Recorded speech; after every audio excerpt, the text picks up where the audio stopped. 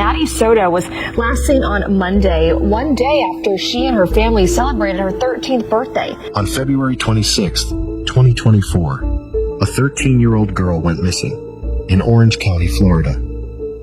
The dead body that was found days later brought forward a deep secret that no one could have even imagined. What was this secret? And how did this young girl die? This is the story of Madeline Soto, one filled with pain and suffering where even the law failed to serve justice. Imagine celebrating your 13th birthday only to end up dead the very next day. It's like stepping on the first step of your teenage years and falling only to never climb again. Madeline Soto celebrated her 13th birthday on February 25th, and the next day, she was supposed to be on her way to school from Village Park Drive in Kissimmee, near Orlando. Her mom's boyfriend, Stefan Stearns, claims he dropped her near Hunters Creek Middle School, but she never made it to class.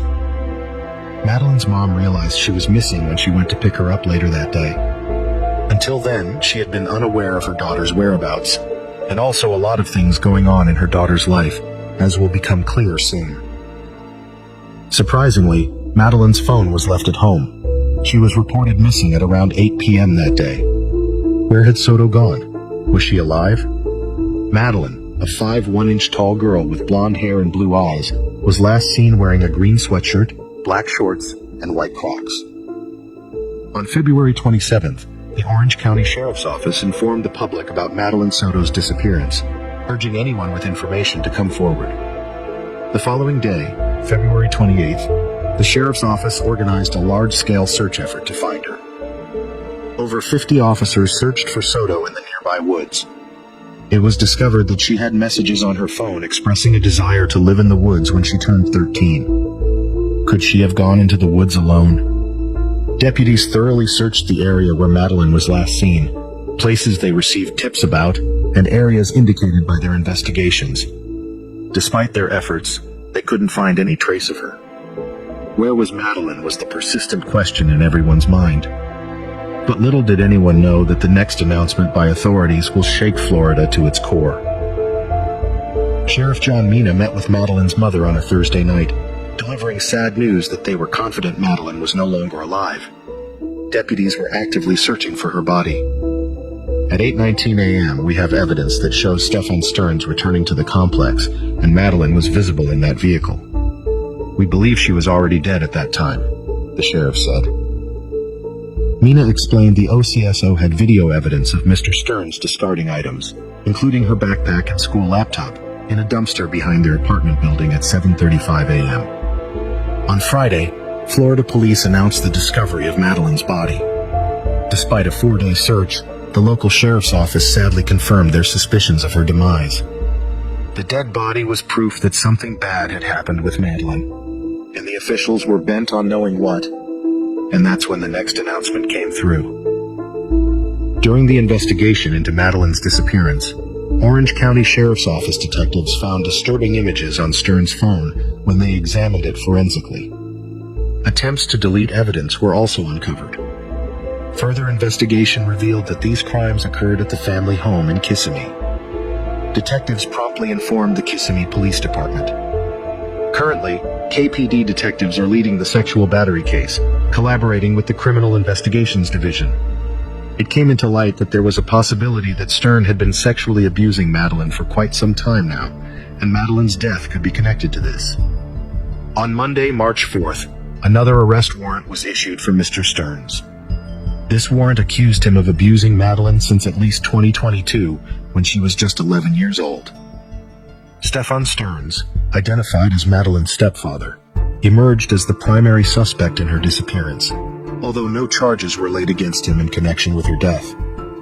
While he faced allegations of sexual battery involving a minor, the investigation into Madeline's fate remained ongoing.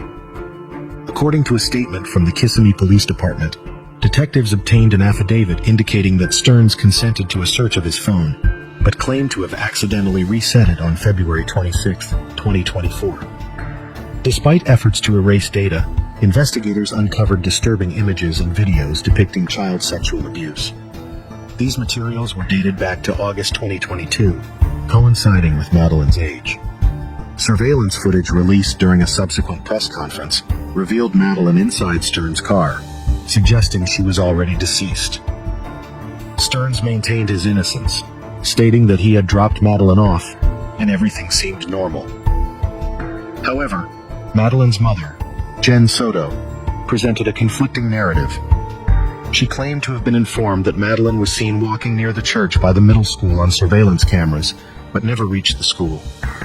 Kissimmee PD shared photos of Mr. Stearns' car, which he was driving between 1 p.m. and 2:30 p.m. on February 26th on State Road 192 and Old Hickory Tree Road. It's believed that his car had a flat tire at that time. That's all about Stern. What about the mother, Jen Soto? Is she really innocent? Did she have no idea about what was happening with her daughter in the same house she had been living in? Surprisingly, the story Jen gave the law enforcement was quite different from what they already knew. Madeline was being abused by her mom's boyfriend, as the video evidence proves. The abuse happened at the same place they all had been staying at. How is it possible that she had no idea about her daughter's condition? Channel 9 discovered inconsistencies in Jennifer Soto's statements to law enforcement regarding the timeline of her daughter Madeline Soto's disappearance. While initially, Jennifer claimed the last time she saw her daughter was the night before her disappearance, a report obtained by Channel 9 showed that she told deputies she saw Madeline the morning she vanished. Specifically, she mentioned seeing Madeline getting dressed for school at 8 a.m. and stated that her boyfriend, Stefan Stearns, then took her to school. However, according to Orange County Sheriff John Mina, Madeline was likely already deceased on the morning of February 26th. He stated during a news conference that detectives determined Madeline was never dropped off near her school that morning and believed she was already dead at that time. Surveillance footage from the family's apartment complex showed Stearns disposing of Madeline's belongings in a dumpster at 7:35 a.m., and subsequent video footage at 8:19 a.m. showed Madeline in Stearns' vehicle, believed to be deceased. Jennifer Soto has been interviewed multiple times by detectives from various agencies, and investigators are scrutinizing all the statements she has made. But what came across as shocking was her body language and expression during an interview when she was questioned about Madeline. Take a look. We had dropped her off close to the school. She wanted to walk the rest of the way.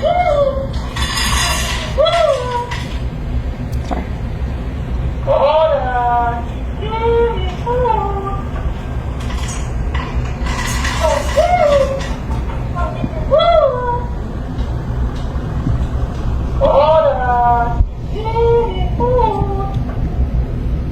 That should be it.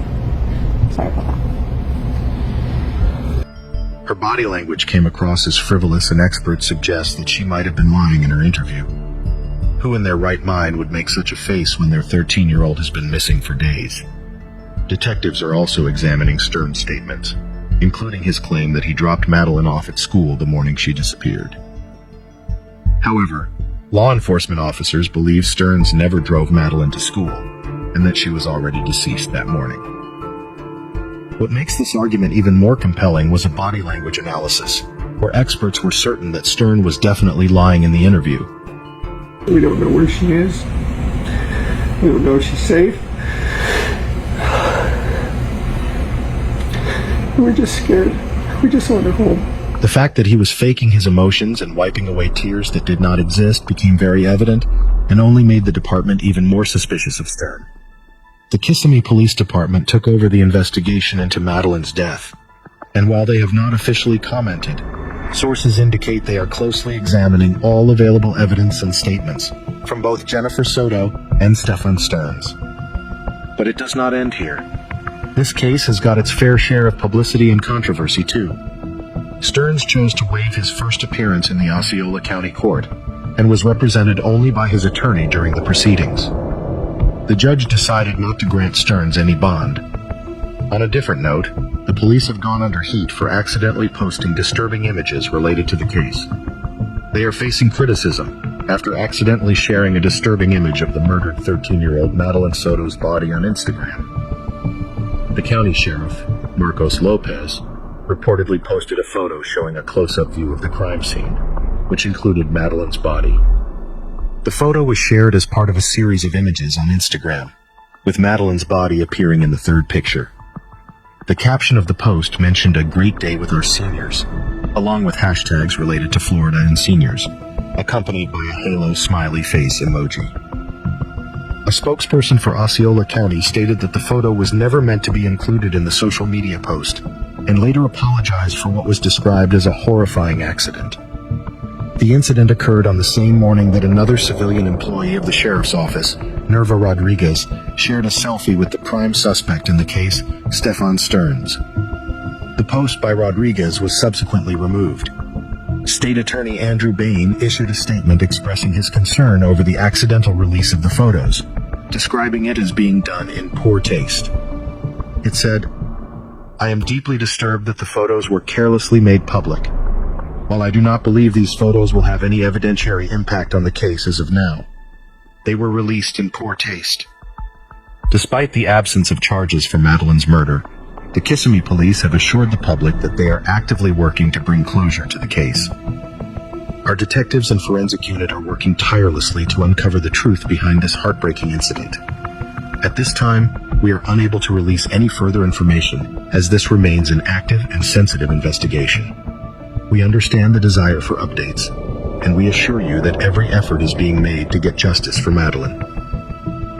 Orange County Public Schools Superintendent Dr. Maria Vasquez expressed condolences and paid tribute to their student. My thoughts and prayers go out to Maddie's family and her school community. To lose a child so suddenly and tragically is extremely difficult, especially for family and friends. Counselors continue to be available for any student or staff member dealing with the news. I ask that you keep the entire Hunters Creek Middle School community in your prayers as they grieve the loss of one of their own. The investigation into Madeline's death will continue as the Kissimmee Police Department, leading the case, collects and examines evidence. This evidence may include things like items found at the location where Madeline's body was discovered, as well as forensic evidence and video recordings. Right now, the suspect has only been charged with crimes related to what was found on his cell phone and inside the house. Thankfully, he is being held in custody without the option for bail. This gives detectives time to work closely with prosecutors to ensure that when he is officially charged with Madeline's murder, which seems very likely, the case will be strong and well supported. Several important factors need to come together for law enforcement to present a clear conclusion about what happened to Madeline. This information will eventually be reviewed by the state attorney, who will carefully examine the evidence and decide on the next steps in the legal process. What do you make of this case? Share your thoughts in the comments below. As always, thanks for watching. If you enjoyed this video, please give it a like and subscribe to the channel and hit that notification bell. See you in the next video.